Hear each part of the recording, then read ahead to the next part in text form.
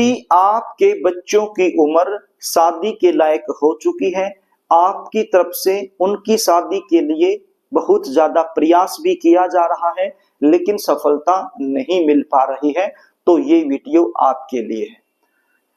21 सितंबर 2025 इस दिन एक अद्भुत योग का निर्माण हो रहा है। इस दिन श्राद्ध पक्ष की यानी के पितृ पक्ष की बड़ी अमावस्या है और साथ में सर्वार्थ सिद्धि योग का निर्माण भी हो रहा है। तो ऐसे दुर्लभ योग में यदि आपने मेरे द्वारा बताया गया उपाय कर दिया तो विश्वास मान के चलिए आपके बच्चों की शादी में आ रही बड़े से बड़ी अड़चन तत्काल दूर हो जाएगी और जल्द से जल्द कोई न कोई मन चाहा रिश्ता जरूर आएगा।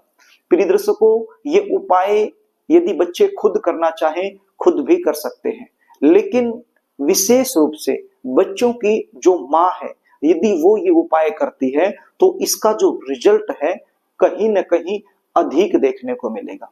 कई बार सिचुएशन क्या होती है, आपके जो बच्चे हैं चाहे वो लड़का हो या फिर लड़की हो, उनकी शादी के लिए बातें तो बहुत चलेंगी, रिश्ते भी बहुत सारे आएंगे, मीटिंग भी होंगी, बायोडाटा भी आएंगे, लेकिन शादी फिक्स नहीं हो पाएगी।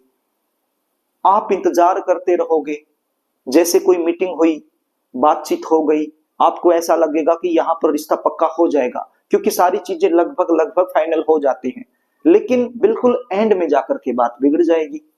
कुछ ऐसे रिश्ते आएंगे जो आपके लेवल के नहीं होंगे, आपके बच्चे वहां करना नहीं चाह रहे हैं, तो सीधी सी बात है आप अपनी तरफ से मना कर दोगे।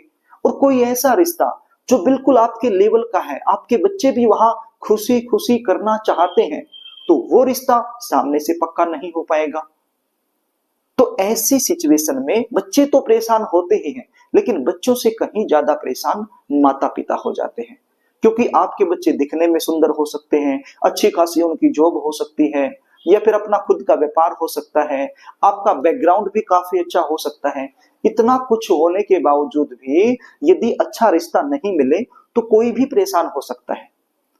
यदि आप इस परेशानी से जूझ रहे हैं तो उपाय बता देता हूं, इसको ध्यान से सुन लीजिए। उपाय बताऊं इससे पहले आपसे निवेदन करना चाहूंगा, यदि आप चैनल पर नए हैं और अभी तक आपने इस चैनल को सब्सक्राइब नहीं किया है तो मुझसे लगातार जुड़े रहने के लिए अभी इस चैनल को सब्सक्राइब कर लीजिए और बेल आइकन को भी प्रेस करके रखिए, ताकि हमारी आने वाली इसी प्रकार की जो भी नई वीडियो है उनका नोटिफिकेशन आपको मिलता रहे और आसानी से आप हमारी हर वीडियो देख पाए। तो प्रिय दर्शकों, 21 सितंबर 2025 आपने ये उपाय सुबह के समय कर देना है। ये उपाय आप शाम के समय नहीं कर सकते, आप सुबह के समय ये उपाय कर सकते हैं। क्या करना है, जैसे आप हर रोज रोटी बनाते हैं ऐसे ही आपने एक रोटी ले लेनी है। गेहूं की रोटी आप बनाते होंगे तो आपने एक रोटी लेनी है। अब उस रोटी को घी से आपने चौपड़ना है। अब अक्सर जो माताएं हैं, बहनें हैं, वो रोटी को कैसे चौपड़ती हैं, एक रोटी पर घी रख दिया और दूसरी रोटी उसके ऊपर रखी और इस प्रकार से उसको रगड़ दिया, तो ऐसे चौपड़ती हैं। लेकिन ऐसे नहीं चौपड़नी है। आपने एक रोटी ली, उसके ऊपर चम्मच की सहायता से घी रखा और चम्मच की सहायता से ही उसको आपने चौपड़ देना है और उस रोटी के ऊपर एक चुटकी हल्दी भी आपने रख लेनी है। ज्यादा हल्दी नहीं रखनी, एक चुटकी हल्दी आपने रखनी है और इस प्रकार से चम्मच को घुमा देना है ताकि वो हल्दी पूरी रोटी पर फैल जाए। उसके बाद क्या करना है, चने की जो दाल होती है उसके दाने आपने इस रोटी के ऊपर रखने हैं। अब कितने दाने रखने हैं उसको आप समझ लीजिए। आपका जो बच्चा है, चाहे वो लड़का हो या फिर लड़की हो, जिस उम्र में वो वर्तमान समय में चले हुए हैं, उतने ही दाने यहां पर आपने रखने हैं। सपोज कीजिए आपका जो बच्चा है वो 25 साल का हो चुका है और 26वें साल में चला हुआ है, तो कितने दाने रखने होंगे, 26 दाने। यदि 30 साल का हो गया है, 31वें साल में चला हुआ है, तो कितने, 31 दाने। तो आपने इस रोटी पर इस प्रकार से चने की दाल के जो दाने हैं वो रख लेने हैं। और क्या रखना है, गुड़ का एक छोटा सा टुकड़ा भी आपने इस रोटी के ऊपर रख लेना है। अब रोटी को इस प्रकार से, रोटी है, रोटी को इस प्रकार से कर लीजिए उसको मोड़ लीजिए और अपने हाथों के बीच में ही उसको रख लीजिए और हाथ जोड़ करके एक मंत्र आपने बोलना है। बिल्कुल सरल मंत्र है, आप स्क्रीन पर देख लीजिए, इसका उच्चारण मैं कर देता हूं। मंत्र क्या है?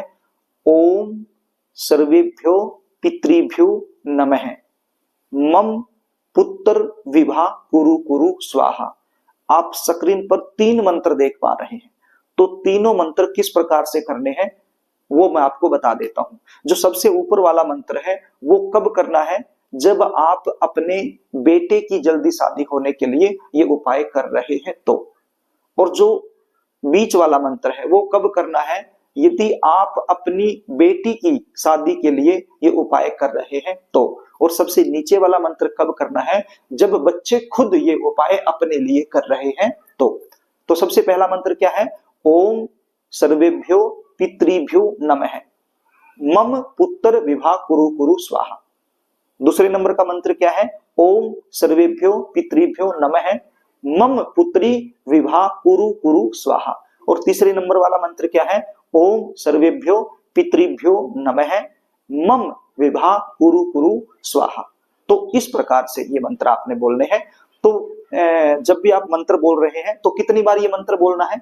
108 बार ये मंत्र आप बोल दीजिए। और यदि 108 बार बोलने का समय नहीं है तो कम से कम 21 बार आपने इस मंत्र को बोलना है।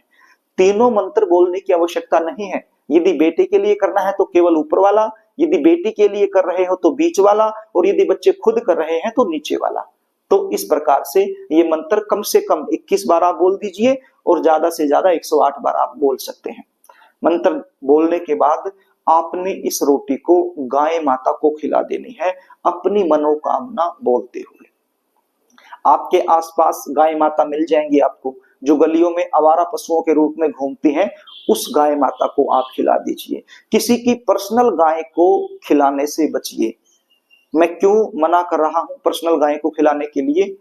क्योंकि जब आप ये रोटी किसी की पर्सनल गाय को खिलाओगे, हो सकता है कि उस गाय को बीमार होना ही हो, और आप ये रोटी खिलाओगे तो जिसकी भी वो गाय है उसके दिमाग में एक बात आएगी कि उसने मेरी गाय को कुछ खिलाया था, इस वजह से बीमार हुई है। जबकि ये रोटी खिलाने से कोई साइड इफेक्ट नहीं होने वाला है, बल्कि गाय आपको दुआ देगी, क्योंकि गाय के अंदर 33 कोटि देवी देवता होते हैं, तो वो आपको दुआ देगा, आपकी मनोकामना पूर्ण करेंगे वो।